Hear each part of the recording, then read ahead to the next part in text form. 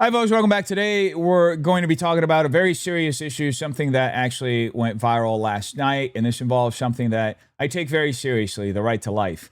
This is obviously a discussion that hits one of the hardest tension points in the culture and one of the sharpest contrasts between the left and the right.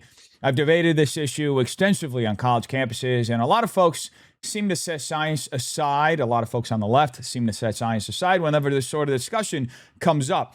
Anyway, we're talking about the right to life, as I mentioned, a topic that is so unbelievably divisive that Democrat campaigns almost exclusively rely on it for messaging whenever they try to bring out the female vote. Now, all that being said, today, we're going to be talking about Jesse Ridgeway, a.k.a. McJuggernuggets. He's an old-school YouTuber who initially went viral many years ago through a series of freak-out videos when that style of content was popular back in 2008, 2009, and early 2010s. Anyway, Jesse Ridgeway and his wife Ashley recently got a ton of backlash online. The reason why is because they announced that they terminated their pregnancy after their unborn child was diagnosed with Down syndrome. They initially went viral for the video they posted on Jesse Ridgeway's channel, and this is the clip where they share the results and discuss their decision. Here we go. So we're going to see the result. I have to download the official report. Abnormal insight result. Consistent with trisomy 21. No. What is it? Wait. Where are you seeing this? No. Let me see. I can't see it. It says abnormal insight result. Blah, blah, blah. Showed 3 chromosome 21 signals consistent with trisomy 21 Down syndrome. Genetic counseling is recommended. Pattern consistent with trisomy 21.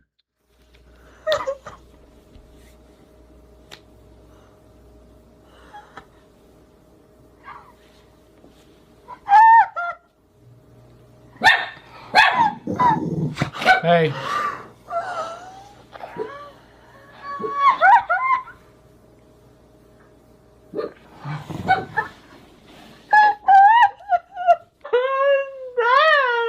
Not the result we wanted to see, guys. I started to get kind of a not good feeling just when the results were sitting here. That's why I didn't want to open them. I started to feel really uncomfortable about it. Just kind of in shock, like, truly. We talked before this, guys, about what would we do if we confronted this scenario, because this was the more likely scenario. We talked about terminating the pregnancy. Obviously, things could change, because this was traumatic, like, very traumatic. And I know you guys, even watching this, this is traumatic for the whole community. I think now that we have a definitive result, we'll talk with these counselors and we're going to have some hard conversations. Typically, if the initial FISH result shows trisomy 21, the final full karyotype or microarray analysis also confirms it in more than 99% of cases. It's just all very overwhelming and confusing to navigate. Ashley is almost halfway through this thing. Not saying we force it, but, like, the kid seemed healthy, and there's been stories where the kid comes out and is, like, super functional, and so it's like, I don't know. There's a lot to digest, and we're not really going to be doing that in this video. We just wanted to let you guys in on what the results were. Where's your head at? Just sad.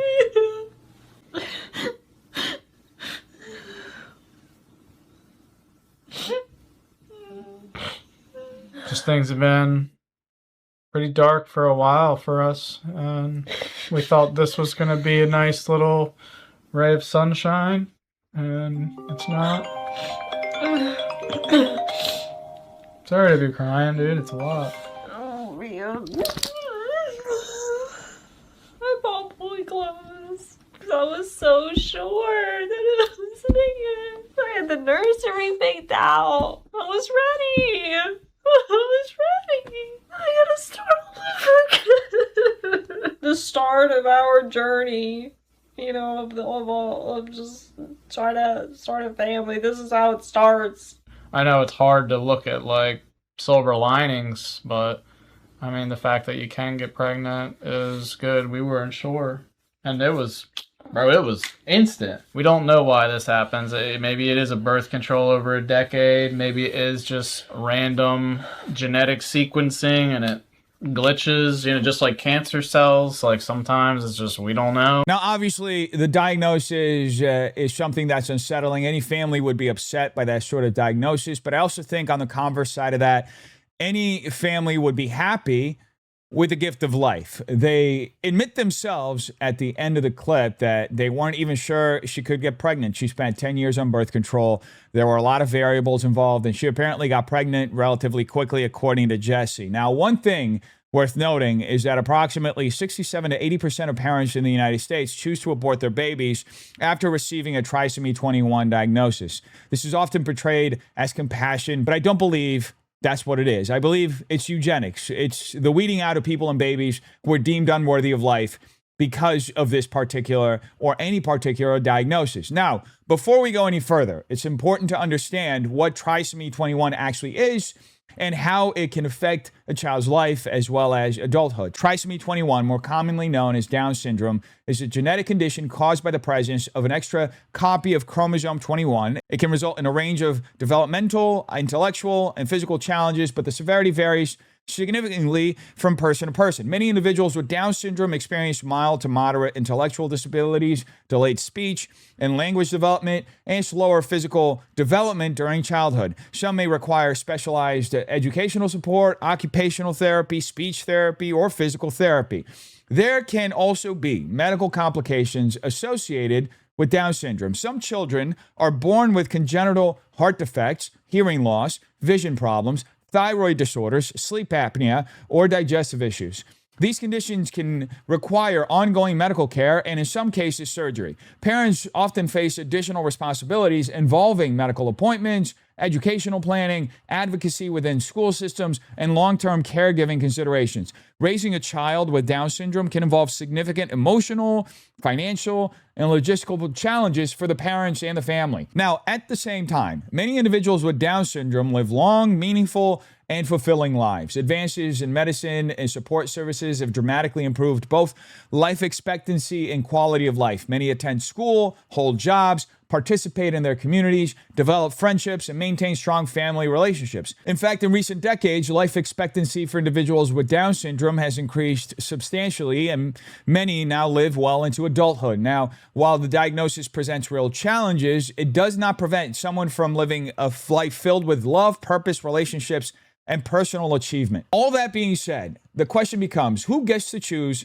the right to life? Science is advancing rapidly. We're getting to a point where we can diagnose these sorts of conditions earlier and earlier. Medical professionals are increasingly able to understand a child's genetics before they're even born. There are ongoing discussions about designer babies, about altering genetic code so children can be born with certain physical characteristics or traits. With all that in mind, I can't say that they made the compassionate choice here, nor can I condemn them. Ultimate judgment comes from God. But what I do believe should be discussed is the dignity of life. Being Catholic, I approach this issue through the Catholic framework on the right to life and the dignity of the human person. I want to take a moment to explain that framework and why it shapes my perspective on issues like this. Now, the Catholic view begins with the belief that every human being is made in the image and likeness of God. Human dignity is not something that is earned through intelligence, physical ability, productivity, independence, wealth, or social status. It is inherent to every person simply because they are human. Under Catholic teaching, that dignity exists from the moment of conception until natural death. Because of that, the value of a person's life is not diminished by illness, disability, age, dependency, or genetic conditions such as Down syndrome. The Catholic Church teaches that every human life possesses equal moral worth regardless of circumstances. A child diagnosed with Down syndrome is not viewed as having less value than a child without Down syndrome. Likewise, a person who requires lifelong care is not considered less worthy of protection than someone who is fully independent.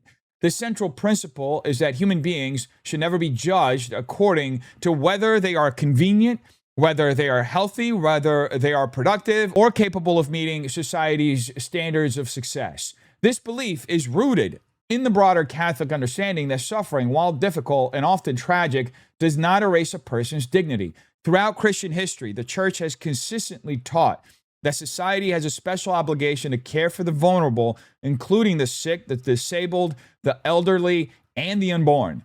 For Catholics, the measure of a society is often found in how it treats those who are most dependent on others for care and protection. As a result, the Catholic Church opposes abortion, including abortions sought because of prenatal diagnoses such as Down syndrome. The Church's position is that the solution to a difficult diagnosis should be greater support, compassion, and care for both the child and the family rather than the intentional ending of the child's life. Whether someone agrees with that position or not, that is a framework through which Catholics generally approach these questions of life, disability, and human dignity. Now, with all that being said, Jesse and Ashley received a tremendous amount of pushback online. A lot of people were very upset with them over their decision. They did receive some support as well, obviously. You had people on the left who largely approached this through the Your Body, Your Choice framework. Eventually, Jesse and Ashley went on TMZ and discussed why they chose to make their story public and some of the reaction they've been receiving. Here's what they had to say. A very judgmental, religious base, saying we're going to burn in hell. You know, we deserve to die. You know, I don't deserve to be a mother because of, the decision that we just made. Sometimes when you record your lives in real time this way, it can take unexpected turns that can really be emotionally gut-wrenching. And I'm just wondering how you feel about the fact that you now have this all recorded, you've posted it, and it lives with you. I'm wondering what your reaction is about all that.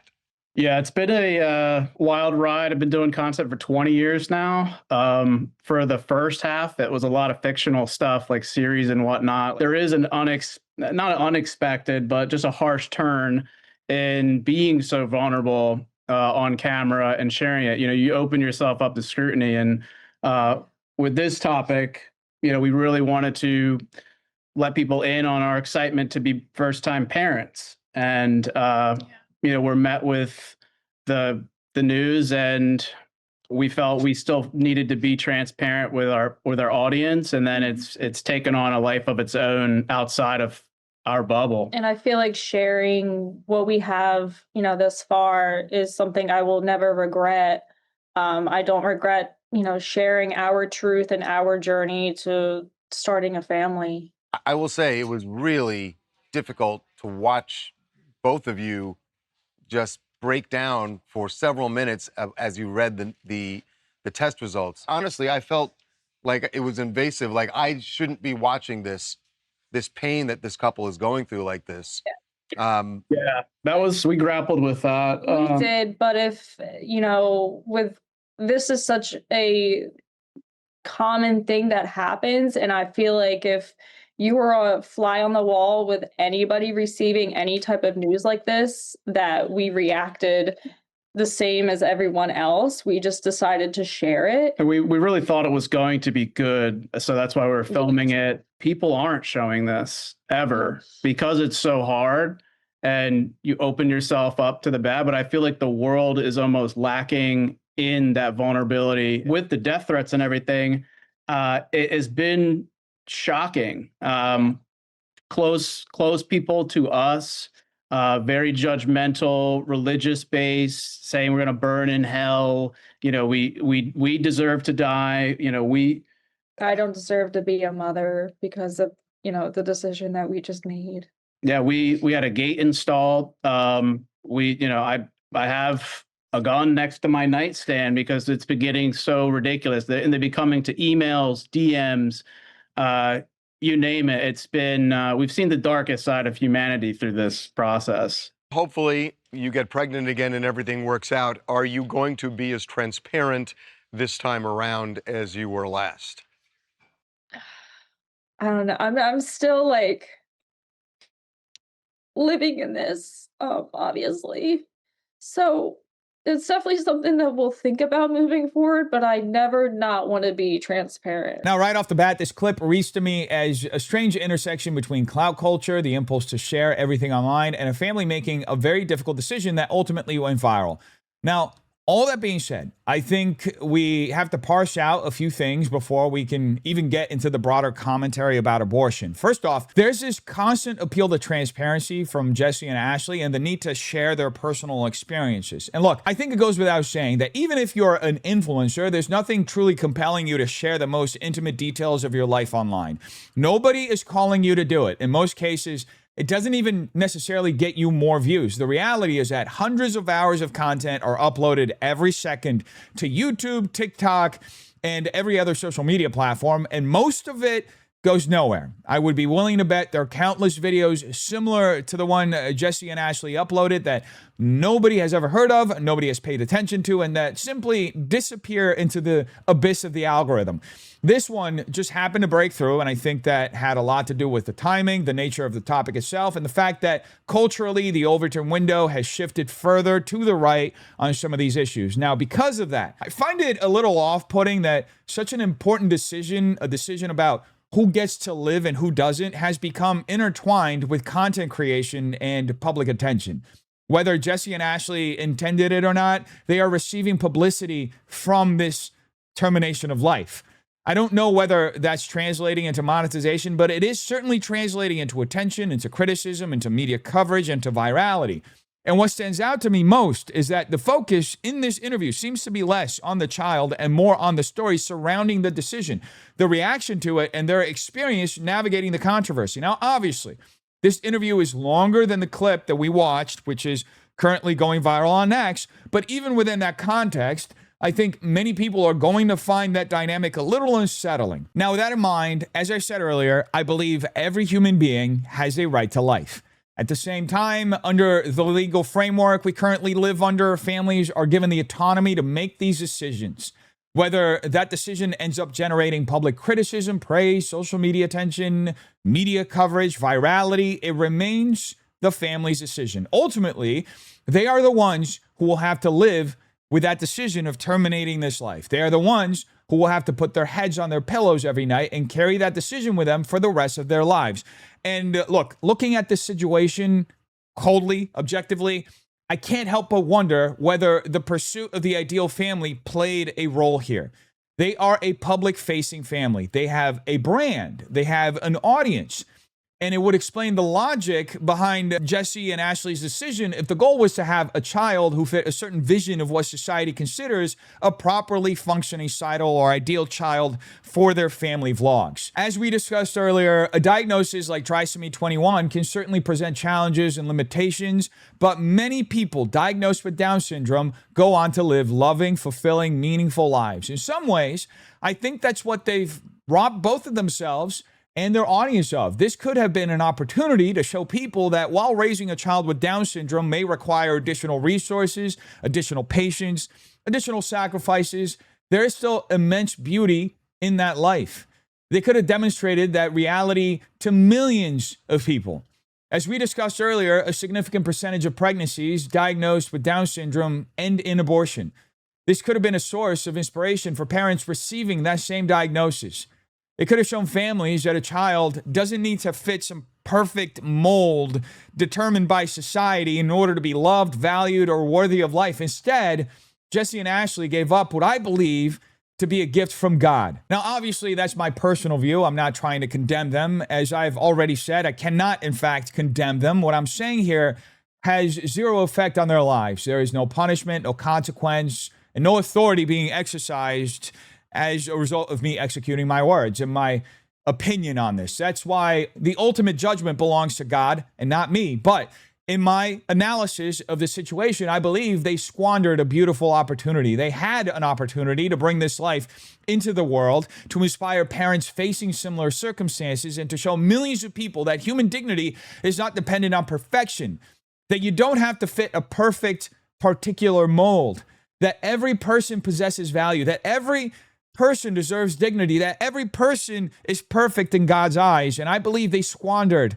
that opportunity. I genuinely pray that Ashley becomes pregnant again. I pray that Jesse and Ashley are able to build the family they dream of having. But I also pray that God gives them greater discernment moving forward, because terminating this child due to this diagnosis what I would describe as a murderous choice, and then centering so much of that conversation on their own experiences, their own attention, and the reaction they've received rather than on the child who lost his or her life is deeply off-putting to me. It actually angers me deeply. And yes, to some extent, it turns my stomach. It's revolting. This was a helpless child, a child who could not defend himself or herself, a child entrusted to their care, and now that child will never have the opportunity to demonstrate the beauty that life could have held. To me, this is yet another example of how deeply fallen our society has become. We have taken contemporary standards of success, perfection, and convenience and elevated them into moral standards that everyone is expected to follow. It's similar to seeing your neighbor drive a Porsche and becoming so obsessed with obtaining one yourself that you neglect your own family in order to be able to achieve that. Instead of striving to provide the best opportunities possible for your children, you redirect those resources toward chasing an image of success and ultimately harm your family in the process. It's tragic. I pray for that child whose life was terminated. I pray that God receives that innocent, helpless child into his kingdom. I pray that God grants this young family wisdom and discernment moving forward. And I pray that God opens their eyes and the eyes of our society so that we can all recognize the atrocity being committed against children throughout this country and throughout the world. And I do not use this word lightly when I say that I do believe that we are going through a historic genocide. I believe it is a genocide of extraordinary proportions. And I think there will come a day when future generations look back on this period of history and ask themselves, how the hell did they allow that to happen? Anyway, folks, you let me know what you think in the comments down below. I hope you have a terrific day. Peace.